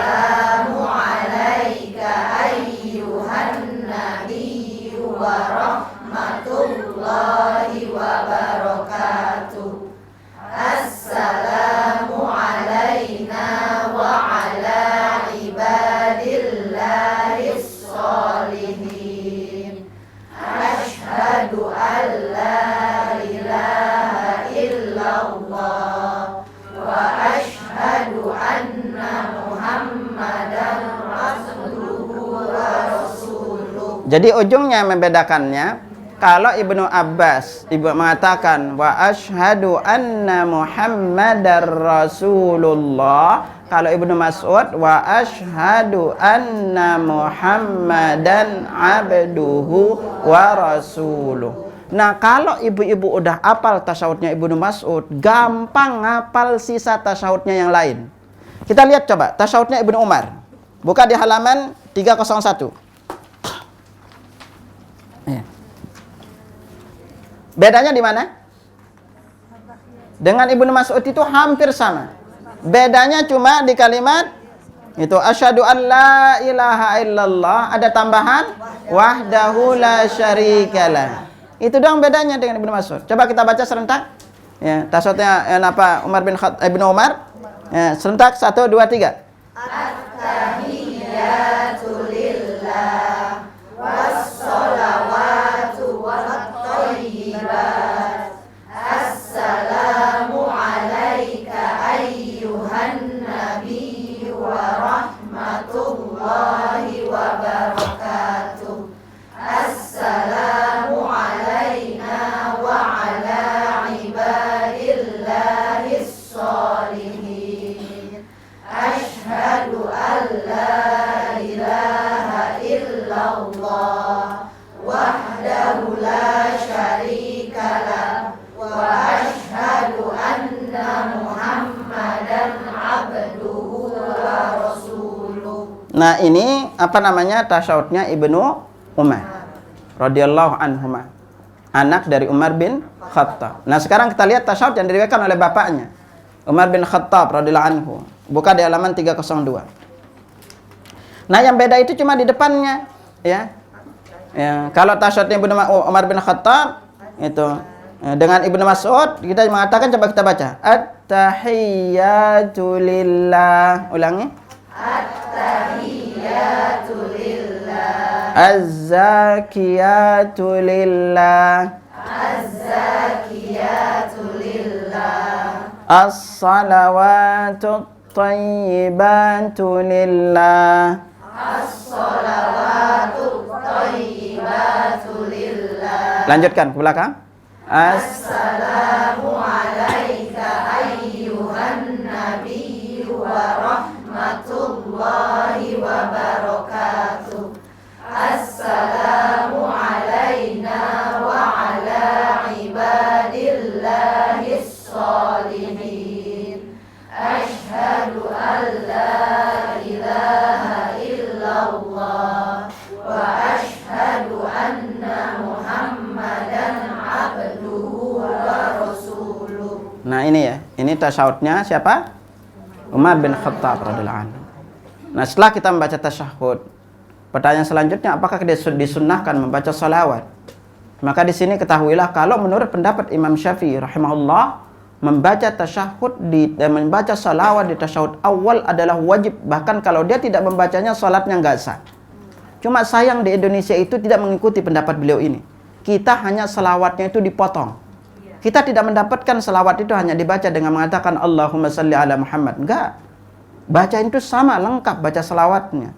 Nah, kalau pendapat jumhur ulama seperti Imam Ahmad, lalu Imam Malik dan Abu Hanifah, maka membaca salawat di tasyahud awal hukumnya adalah sunnah. Nah, ini kita lihat salawatnya sekarang. Nah, lafaz-lafaz salawat, lihat. Lafaz-lafaz salawat yang sampai kepada kita. Ada sekitar 9 macam lafaz. Kita akan pakai yang diriwayatkan dari Ka'ab bin Ujrah, yang diriwayatkan oleh Imam Bukhari dan Muslim, innaka hamidum majidnya 2 kali. Lihat para sahabat radhiyallahu anhum ajma'in tidak pernah membuat lapas dan menamakan ada nama lapas selawat. Mereka itu, lihat, tidak kita kenal ada selawat Aisyah, Abu Bakar, Umar dan lainnya. Tapi di Indonesia itu beredar sekitar 37 macam selawat. Ada namanya selawat Nariyah, ada namanya selawat Badariyah, ada namanya selawat Tibbil Qulub, ada namanya selawat Al-Fatih. Bahkan lebih sering membaca selawat ini, membaca selawat Nabi. Lalu paling rajin hampir setiap salat, Allahumma salli salatan kamilatan wa sallim salaman tamman ala sayyidina Muhammadin alladhi tanhallu fil luqad wa tanfarju bihil qurab, wa tuqda bil hawaid, wa tunalu ar-raghaib, wa tastasqal ghamaim. Semua ini baca, hanya lebih rajin baca ini. Padahal semua lafaz-lafaz ini adalah justru banyak kandungan-kandungan syiriknya di dalam lafaz ini. Gitu. Jadi nanti memintanya itu seolah Nabi Muhammad, coba lihat. Terus jadi setelah itu Nabi Muhammad yang bisa menghindarkan masalah, yang membuka kelapangan rezeki dan lainnya. Makanya kalau ada nama lafaz selawat, maka itu bukan dari Nabi SAW. Sahabat pun lihat, coba lihat halaman 304. Apa kata Ka'ab bin Ujrah? Itu, kami para sahabat pernah berkata, ya Rasulullah, amartana an nusalli alaik. Wahai Rasulullah, engkau perintahkan kepada kami untuk mengucapkan salawat dan salam atasmu, wa an nusallima alaik, dan mengucapkan salam atasmu. Fa amma salamu faqad arabna. Kalau mengucapkan salam kami udah tahu. Fa kaifa nusalli alaik, dan bagaimana kami mengucapkan salawat kepadamu? Maka beliau beliau mengajarkan kepada sahabatnya dengan menjawab ini. Jadi lalu beliau mengajarkan dari Ka'ab bin Ujrah ini punya lafaz selawatnya. Mari kita baca lafaz selawatnya dulu. Tapi sebelumnya saya mau dengar dulu lafaz selawat ibu-ibu. Nah, gitu. Silahkan dibaca dulu serentak. Gitu. Satu, ini kita pakai yang kami di masjidnya 2 kali ya. Coba. Yang 305. Coba saya mau dengar bacaan ibu-ibu dulu. Baru nanti kita cross check. Nah, kita baca potongan pertama yang kena kami di masjidnya dulu. Ikuti, coba. 1, 2, 3. Allahumma sholli ala Muhammad wa ala ali Muhammad kama shallaita ala Ibrahim wa ala ali Ibrahim innaka Hamidum Majid. Udah, gitu. Gitu ya, gitu. Nah, kita lihat nih, masih banyak lapas-lapas yang perlu diperhatikan.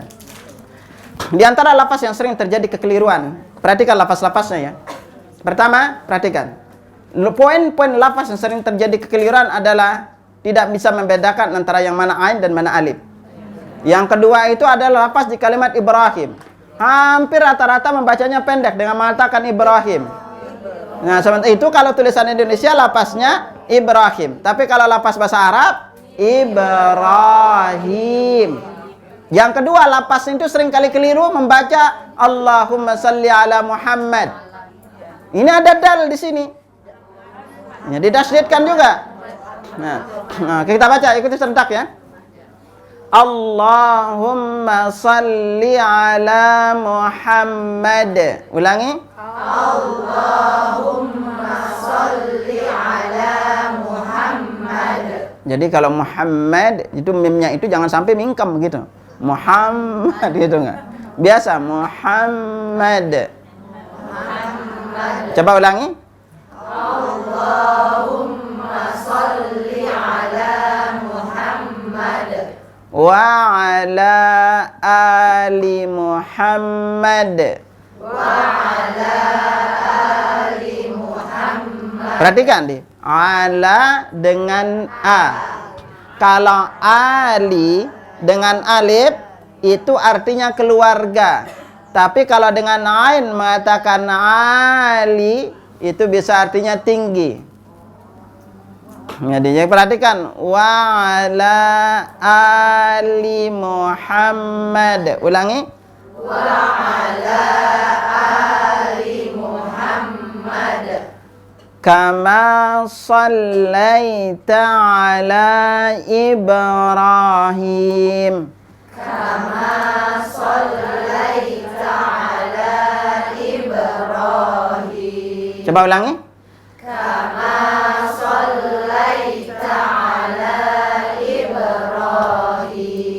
Wa ala ali Ibrahim. wa ala ali Ibrahim Innaka Hamidum Majid. innaka Hamidum Majid. Coba lanjut. Allahumma barik ala Muhammad wa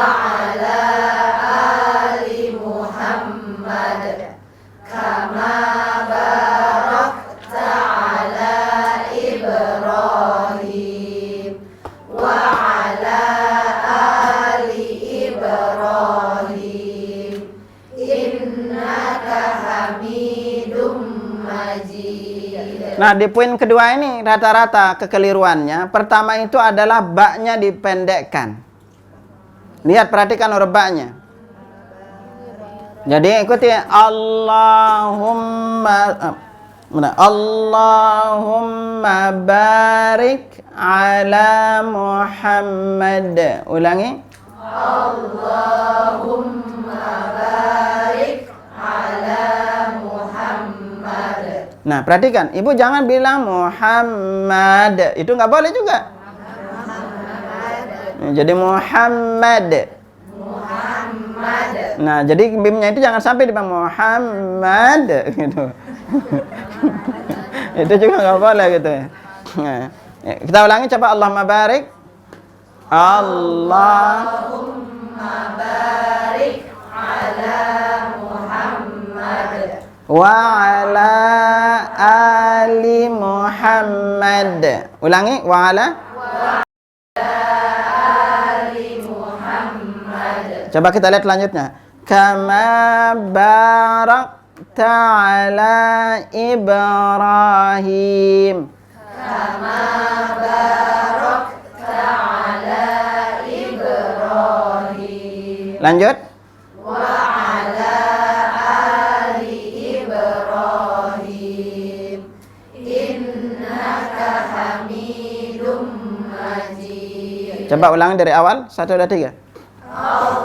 Allahumma salli ala Muhammad wa ala ali Muhammad kama sallaita ala Ibrahim wa ala ali Ibrahim innaka Hamidum Majid. Allahumma barik ala Muhammad wa ala ali Muhammad kama barakta ala Ibrahim wa ala ali Ibrahim innaka Hamidum Majid. Nanti coba ibu ketika sholat baca bacaan sholat itu dengan pelan. Ibu akan ini gitu. Lama katanya. Tahu-tahu udah pegel aja bilang gitu selesai. Itu baru kita akan bisa menikmati sholat itu. Ini baru pada tataran memperbaiki bacaannya. Belum masuk ke tataran mengerti arti dan kandungannya. Ini butuh lagi untuk kita lebih bisa menikmatinya. Nah, ini ketika kita sudah selesai membaca tasyahud awal dan membaca salawatnya, lihat di seluruh lafaz salawat tidak terdapat lafaz sayyidina. Ini poin perlu diingat. Jadi kita tidak dapatkan lafaz sayyidina. Lafaznya ini. Dan seluruh memang Nabi tidak mengajarkan kita mengucapkan lafaz sayyidina. Hatta Imam Syafi'i rahimahullah, Imam Syafi'i pun tidak mengajarkan kita menggunakan lafaz sayyidina. Ternyata beliau hanya mengatakan Allahumma salli ala Muhammad. Ya. Jadi yang sahih adalah kita tidak memakai lafaz sayyidina. Baik mengatakan sayyidina Muhammad atau sayyidina Ibrahim, enggak. Itu. Lalu ada orang berkata ini kan baik, enggak. Tetap yang baik itu apa? Wa khairul hadi hadi Muhammadin sallallahu alaihi wasallam. Dan sebaik-baik petunjuk adalah petunjuk Rasulullah sallallahu alaihi wasallam. Nah, setelah kita selesai membaca tasyahud awal, minimal ibu-ibu apal 2 macam. Kalau bisa apal yang lainnya. Sehingga setiap sholat beda-beda, tidak itu aja sampai mati. Apalnya cuma 1 doang. Kalau bisa tasyahud awal beda, tasyahud akhir juga beda. Nanti ibu sholat sunnah beda. Sehingga otaknya kepake ngapal, Bu. Wajar kita itu kalau udah usia bilangnya faktor padahal selama ini jarang dipakai, Bu. Gitu. Nah, ini juga menunjukkan apa, dengan kita membaca yang variasinya, itu kita mendapatkan keutamaan dari menghidupkan sunnah-sunnah yang lain. Ini keistimewaannya. Dan itu akan menjadikan kita lebih khusyuk juga di dalam salatnya. Nah, dengan kita mengetahui sehingga kita tidak seperti saudara kita. Maaf, kita di Indonesia kan tahu lafaz tasyahud cuma satu. Sehingga tidak tahu lafaz yang lain. Padahal sama-sama ajaran Nabi. Maaf, kita yang di Muhammadiyah mungkin kayak doa ruku, sujud dilajarkan berbeda-beda. Kalau Muhammadiyah ruku dan sujud sama. Kalau anu kan pakainya yang satu lagi. Padahal ini sama-sama sunnah Nabi. Silakan, yang dianjurkan adalah kita variasikan. Karena itu di dalam masalah sifat salat, kita dari sisi gerakan dan dari sisi bacaan kita juga dianjurkan variasi. Sama tadi kita udah jelaskan juga variasi-variasi dalam gerakan salat. Makanya ada sebuah kitab yang berjudul At-Tanawwu' al-Masyru' fi Sifatis Shalah. Itu kita sangat dianjurkan variasi karena ini lebih menghidupkan kepada sunnah-sunnah Nabi. Dan kita itu tidak asing dengan sunnah ini. Sehingga jangan sampai nanti ibu diajarkan ini, anak sekolah sekarang di sini diajarkan ini, pas sekolah lain diajarkan lain. Kok yang diajarkan beda dengan yang selama ini ya? Nah, selalu alasannya padahal itu sama-sama juga dari Nabi SAW. Cuma kita aja dibatasin hanya diajarkan satu saja. Nah, kalau dari dulu, coba dari dulu ibu diajarin variasinya. Wah, udah hafal dari dulu, Bu. Iya, udah tua baru tahu gitu. Mau ngapa lagi jadi sulit gitu kan.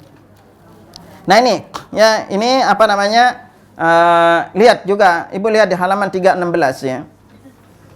Bahkan kata Al-Hafiz Ibnu Hajar Asqalani ketika pernah beliau ditanya, itu sebuah pertanyaan yang perlu ibu jadi perhatikan pada kita. Ini Al-Hafiz buka di halaman 315 dulu.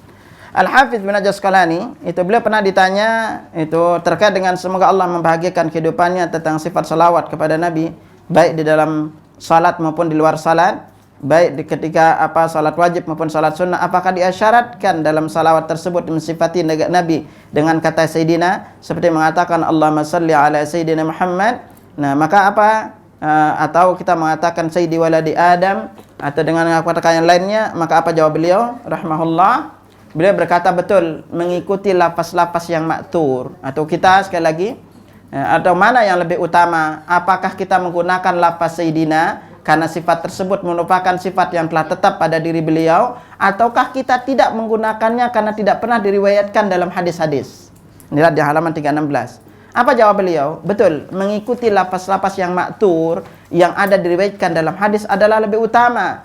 Dan tidak bisa dikatakan barangkali Rasulullah tidak menggunakan lafaz Sayyidina karena ketawaduan beliau. Sebenarnya beliau tidak mengatakan ketika tidak pernah mengatakan ketika menyebut nama beliau sendiri. Nah, ini apa? Sampai di ujungnya beliau mengatakan Imam Syafi'i semoga Allah merahmati dan mengangkat derajat beliau. Beliau termasuk di antara orang yang paling mengagungkan Nabi. Beliau berkata di khutbah pembukaan kitabnya yang merupakan rujukan utama pengikut mazhabnya, beliau cuma mengatakan Allahumma salli ala Muhammad sampai akhir dari doa yang berdasarkan ijtihad beliau. Nah, ini di sini akhwatul iman. Jadi kita lihat Imam Syafi'i sendiri nggak pernah mengajarkan kita menggunakan lafaz Sayyidina. Beliau tetap menggunakan lafaz apa yang datang dari Nabi SAW. Nah, sama juga dengan lafaz salawat. Lafaz salawat ini juga lafaznya variasi. Ya. Itu beberapa lafaz yang perlu dilihat. Contoh, itu yang kemungkinan di antara kita itu jarang melihat lafaz-lafaz ini. Nah, yang kita pakai sekali lagi untuk yang di Indonesia, kita lihat.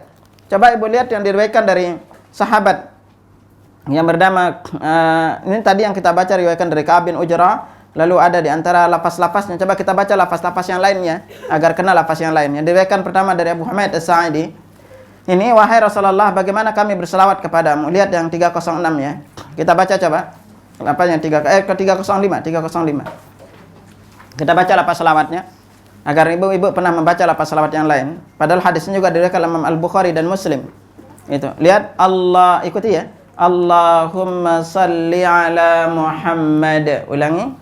Allahumma salli ala Muhammad wa ala azwajihi wa dhurriyyatihi wa ala azwajihi wa dhurriyyatihi kama sallaita ala ali Ibrahim kama sallaita ala ali Ibrahim innaka hamidum majid.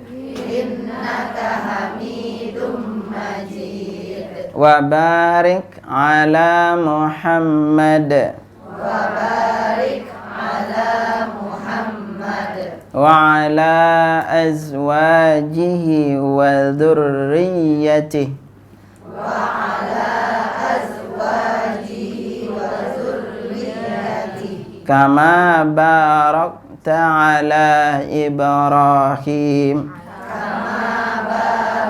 ta'ala ali Ibrahim innaka hamidum majid. innaka hamidum majid. Nah, adapun yang banyak dipakai di Indonesia itu lihat lafaz yang diriwayatkan dari Uqbah bin Amir. Coba lihat lafaz dari Uqbah bin Amir yang 306.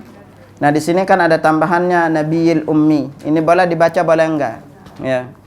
Lafaz ini. Coba kita baca dulu ya. Ini lafaz Uqbah bin Amir. Ikuti. Allahumma salli ala Muhammadin nabiyil ummi. Allahumma salli ala Muhammadin nabiyil ummi. Nah, ini boleh dipakai nabiyil ummi atau ala Muhammad aja. Itu dalam lafaz lain. Wa ala ali Muhammad. Kama sallaita ala Ibrahim. Kama sallaita ala Ibrahim Wa ala ali Ibrahim. wa ala ali Ibrahim Wa barik ala Muhammadin nabiyil ummi.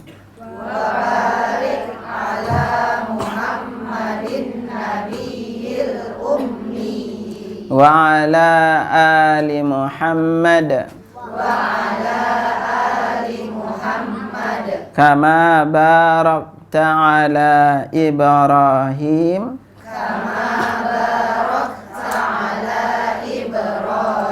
Wa ala ali Ibrahim fil alamin.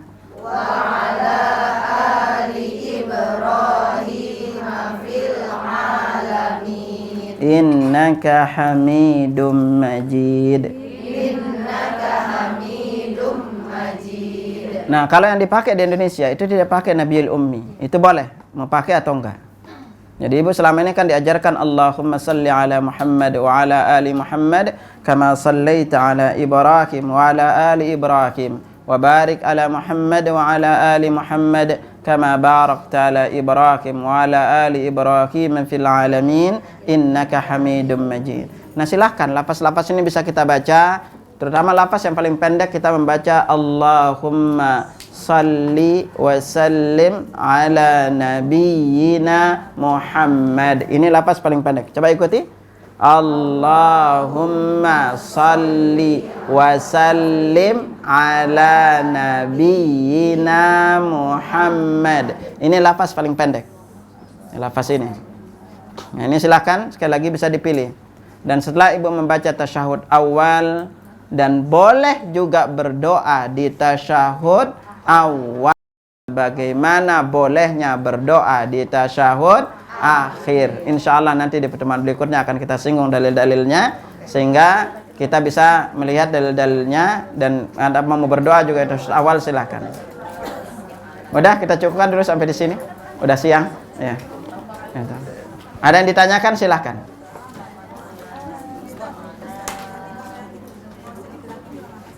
Kita ketika bertasyahud mau menggerakkannya juga silahkan, mau tidak juga silahkan. Ya. Nah, ini ada pendapat terkait dengan, karena ada dalilnya terkait ini. Memang terkait dengan masalah menggerakkan ini ada juga yang menjelaskan terkait dengan hadis ini tidak sahih, karena dari sekitar 30 perawi hadisnya hanya satu yang meriwayatkan terkait dengan menggerakkan hadis, menggerakkannya. Nah, ini perbedaan pendapat terkait dengan masalah dalam ilmu hadis disebut dengan ziyadatu thiqah, tambahan orang yang thiqah. Apakah riwayatnya diterima atau tidak? Nah, di antara ahlul ilm mengatakan ada yang riwayat diterima, maka dijadikanlah ini dalilnya. Kalau mau menggerakkannya silahkan, kalau tidak juga silahkan.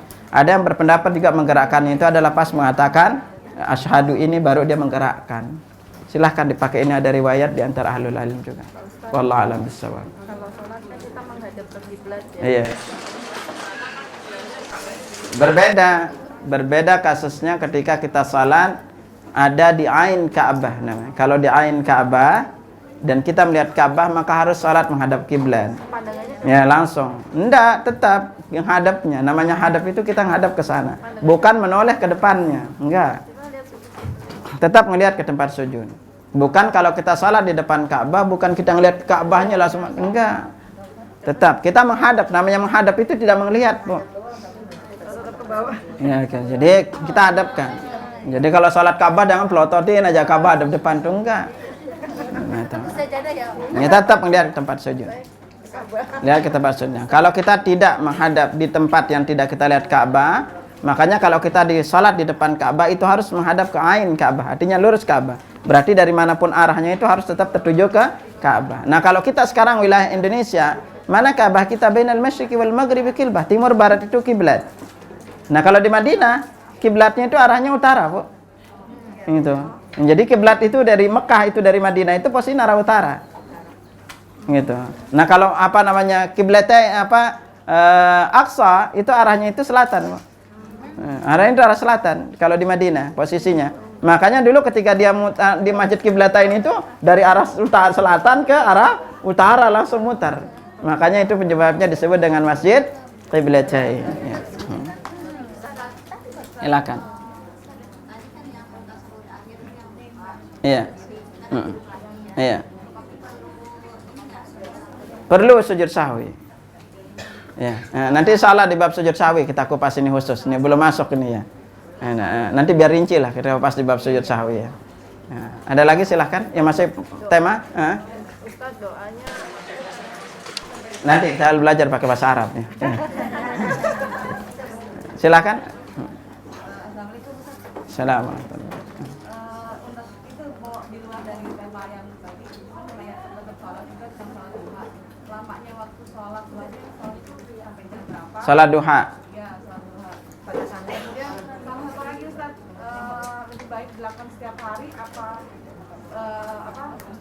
setiap hari atau enggak diselang-seling ya? Ini nanti bab salat sunnah, Bu, pembahasannya. Biar Ibu baca dalilnya. Tidak bilang katanya-katanya. Sabar aja pertemuan berikutnya ya. Ini bab salat sunnah. Iya. Nanti bab salat sunnah insyaallah. Nanti ada bukunya khusus bab salat sunnah. Kita bisa kupas nanti secara rinci bab salat sunnah ini. Ada sekitar 28 salat sunnah yang perlu kita pelajari. Ya. Itu. Nah, kuncinya waktu salat duha itu dimulai adalah ketika matahari setinggi tombak. Jadi bagaimana mengukur setinggi tombak itu? Apabila kita dirikan tombak, lalu matahari terbit, ukur antara tinggi tombak dengan bayangnya. Apabila tinggi tombak, lalu ukur bayangnya, kata batasnya, lalu rebahin tombaknya atau kayunya. Ketika dia panjangnya sama, itu berarti waktu duha udah masuk. Dan kalau gampangnya ngelihat di waktu syuruk adalah sekitar 15 menit setelah waktu syuruk. Dan batas terakhir dari salat duha adalah ketika matahari sudah berada tegak di atas kepala. Dan baru masuk zawalnya itu adalah kurang lebih sekitar 15 menit. Yang pernah dihitung oleh Syekh Muhammad bin Shalih Al-Utsaimin dan beliau menulis kayak dengan ini.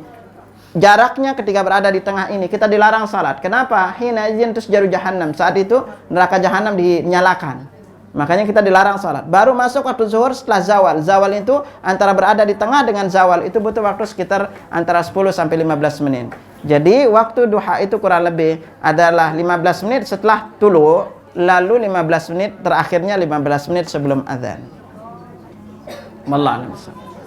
Insyaallah nanti kalau masuk di bab salat duha sabar aja. Ini masih gerakannya belum selesai. Ya, gerakan belum selesai. Mana nih? Silakan.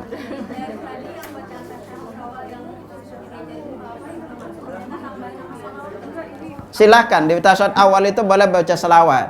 Nah, ini yang kalau Imam Syafi'i mengatakan wajib. Nah, jumhur ulama mengatakan sunnah. Jadi silakan lebih baik dibaca selawat. Karena tasyahud awal juga termasuk adalah kita disunnahkan berselawat padanya. Wallahu a'lam bishawab. Iya. kalau akan duduk dua sujud sama ini Duduk antara di antara dua sujud. Sama ini kan kita ngebacanya nggak begini nih.